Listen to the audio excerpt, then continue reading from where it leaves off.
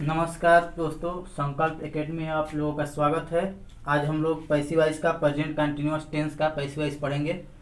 चलिए दोस्तों देखते हैं। प्रेजेंट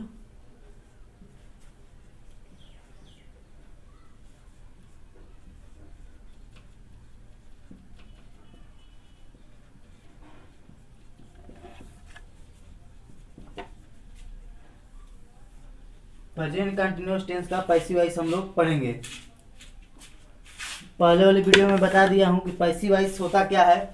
पैसिव वॉइस में हम लोग कर्म को प्रधान मानते हैं, यानी कर्म नहीं रहेगा तो पैसिव वॉइस नहीं हो पाएगा। अब पैसिव वॉइस की सबसे बड़ी खासियत यह है कि इसमें वर्ब का थर्ड फॉर्म लगता है।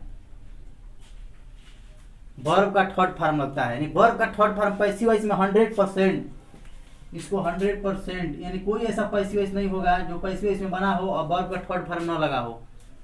एक बात तक क्लियर है, दिमाग में बैठा लीजिए, ठीक है।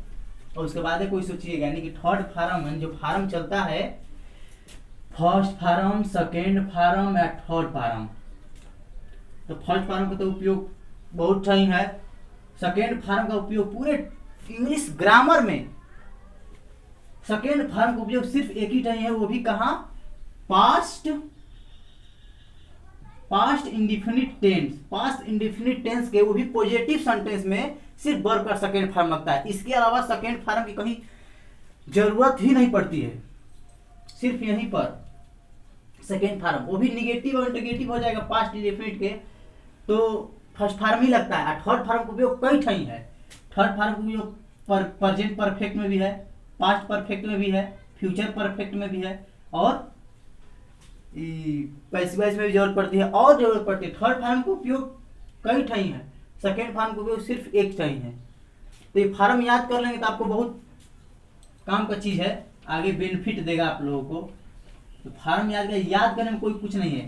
फॉर्म का अधिकतर मतलब एगो परसेंटेज की बात करें हम तो 100% में 40% तो सिर्फ ईडी लगा कर बनते हैं। ईडी जैसे प्ले, PLAY, तो ईडी। दूसरा भी यही होता है, तीसरा भी यही होता है।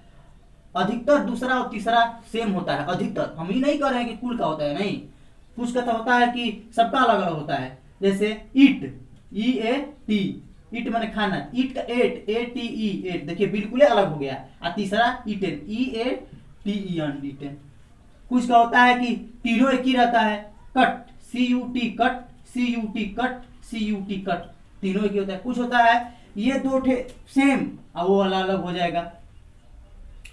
जैसे कम, COME, कम, तीसरा केम, CAME, केम, और तीसरा भी कम ही हो जाता है। यानी ये और ये सेम हो गया, एक जैसा हो गया। फर्स्ट और ये एक जैसा हो गया, सेकेंड अलग। तो ऐसा बहुत से है, आप लोग याद करेंगे तो ये याद हो जाएगा, तो ये आप लोग की काम करेगा। चलिए हम देखते हैं। एक होता है एक्टिव वॉइस,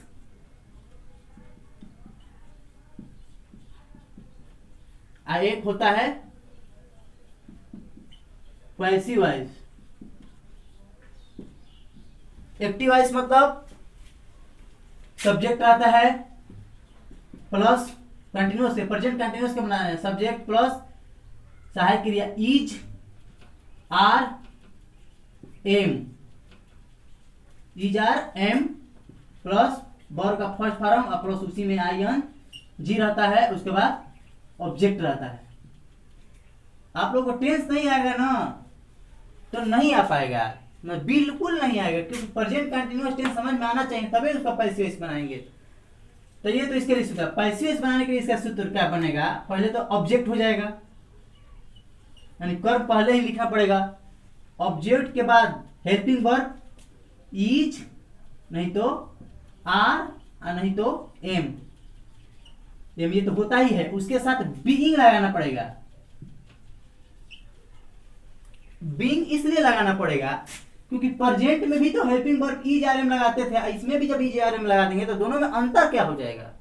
तो दोनों में कुछ डिफरेंस होना चाहिए ना, कि क्योंकि प्रेजेंट का भी उसी तरह बनाएंगे, प्रेजेंट इंडिफिनिट का, पास्ट इंडिफिनिट क्या करते हैं, प्रेजेंट कंटीन्यूअस का भी सेम जब पैसे उसी तरह बनाएंगे तो अंतर क्या रहेगा। इसीलिए इसमें पहचान के लिए क्या लगाया गया है, बीइंग लगाया गया है। उसके बाद वर्ब का थर्ड फॉर्म, उसके बाद बाई लगाकर सब्जेक्ट, सब्जेक्ट एसयूवी सब्जेक्ट, ये सूत्र लगेगा इसका। अब उदाहरण के माध्यम को समझेंगे तो अच्छे समझ में आएगा। जैसे राम इज राइटिंग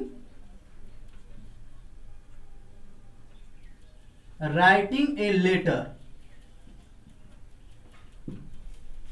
ये पहले तो इसको कंफर्म कीजिए कि प्रेजेंट कंटीन्यूअस टेंस में है कि नहीं, क्योंकि हम लोग आज पैसिव वॉइस जो सीख रहे हैं वो प्रेजेंट कंटीन्यूअस का ही सीख रहे हैं।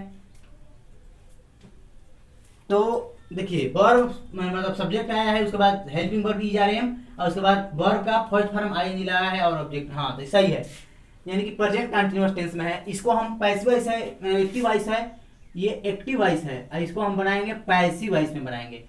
तो जब पैसिव से बनाएंगे तो पहले ए लेटर लिखना पड़ेगा, क्योंकि ऑब्जेक्ट पहले लिखना पड़ता है। अगर मान लीजिए बस इतना ही रहता, राम इज राइटिंग, राम पत्र लिख रहा है, तो कहेगा कोई कहेगा इसका पैसिव बनाओ, तो पैसिव नहीं बनेगा, क्योंकि ऑब्जेक्ट रहना चाहिए। तो ए लेटर तो पहले ही लिखेंगे, जब पैसिव बनाएंगे इसको तो ए लेटर, ए लेटर एक ही पात्र है, इज बीइंग, बीइंग लगेगा। उसके बाद राइट, राइट का थर्ड फॉर्म था write, wrote, written, WRITTEN written. और उसके बाद बाई लगाएंगे, बाई राम, राम। तो इस तरह बनेगा a letter is being written by Ram. इसका मतलब होगा राम पत्र लिख रहा है, और एक पत्र राम के द्वारा लिखा गया, एक पत्र राम के द्वारा लिखा जा रहा है, बीइंग है ना, तो लिखा जा रहा है, इसका मतलब ये होगा एक पत्र राम के द्वारा लिखा जा रहा है। पैसे वैसा मतलब ऐसा होगा एक पत्र राम एक पत्र लिख रहा है। इस तरह बनाएंगे। इसका स्क्रीनशॉट आप लोग ले लीजिए, और हम उदाहरण के माध्यम से समझ रहे हैं। योर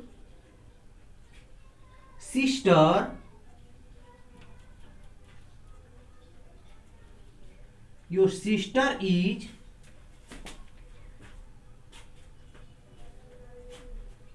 बाइंग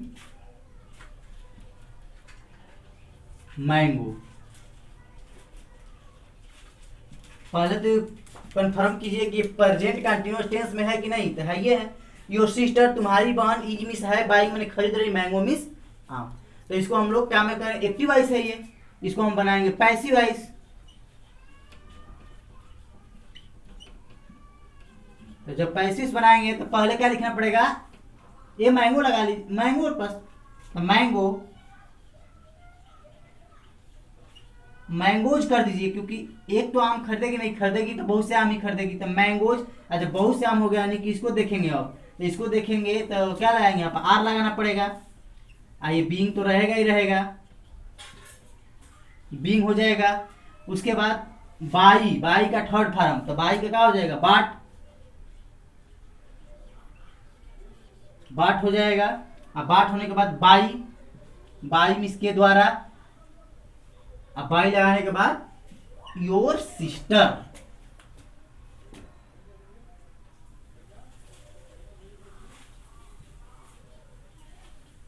ये भी ध्यान रखिएगा, अगर आई रहेगा जब पैसिव बनाएंगे तो बाई मी हो जाएगा, और यू रहेगा तो जब पैसिव इसमें बनाएंगे, जैसे उदाहरण के माध्यम समझिए, you are playing cricket, you are playing cricket रहेगा। तो कैसे बनाएंगे पैसे, पहले तो ये एक ऑब्जेक्ट है, तो क्रिकेट पहले लिखेंगे, क्रिकेट हो जाएगा। क्रिकेट लिखने के बाद क्या लगेगा, एक ही क्रिकेट है तो इज लगेगा, इज के बाद बीइंग,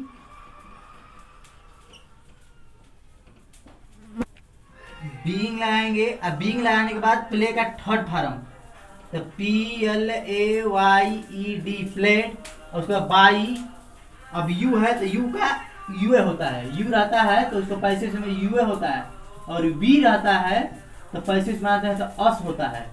तो बाई क्या हो जाएगा, यू सिर्फ यू ही एक ऐसा है कि जो उसको उसी में रहता है, तो by you, by you last में तो समझ रहे हैं। और एक आध दो हम लोग समझ रहे हैं।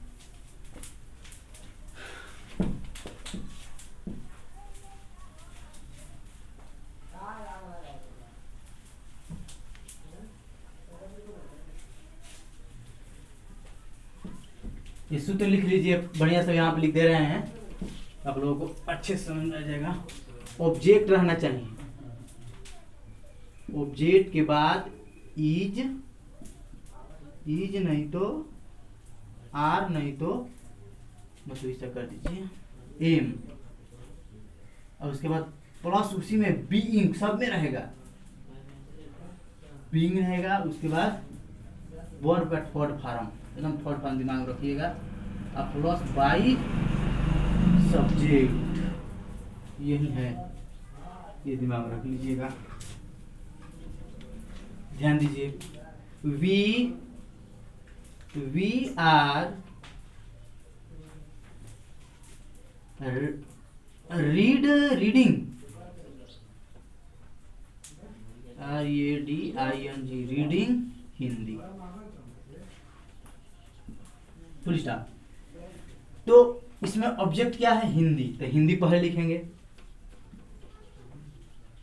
हिंदी, हिंदी के बाद हिंदी एक ही है ना, तो ईज लगाएंगे।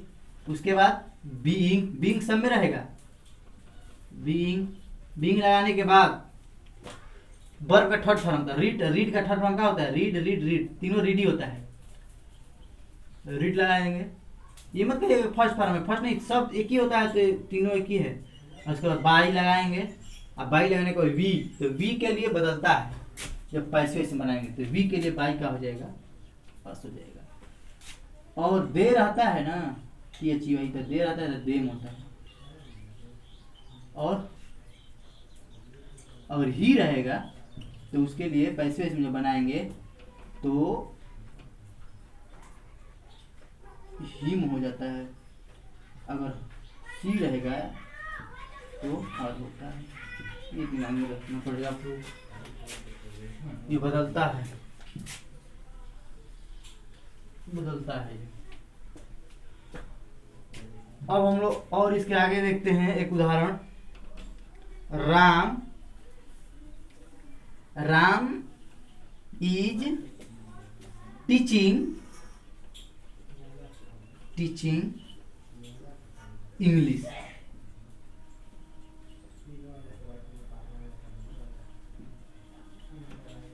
चलिए, तो वैसे बताए पहले इंग्लिश ऑब्जेक्ट है ना, ऑब्जेक्ट पहले ही रहेगा, जो ऑब्जेक्ट, ऑब्जेक्ट पहले लिखेंगे, इंग्लिश, इंग्लिश पहले हो जाएगा, इंग्लिश, इंग्लिश एक ही है तो इज लगेगा। उसका बीइंग पक्का रहेगा, जब बहुत से होंगे यहाँ पर ना तबे आर नहीं होगा, एम तो सिर्फ आई के लिए है, तो बीइंग, बीइंग लगाने के बाद टीच, टीच का थर्ड फॉर्म था टाट, TAUGHT, टाट हो जाएगा।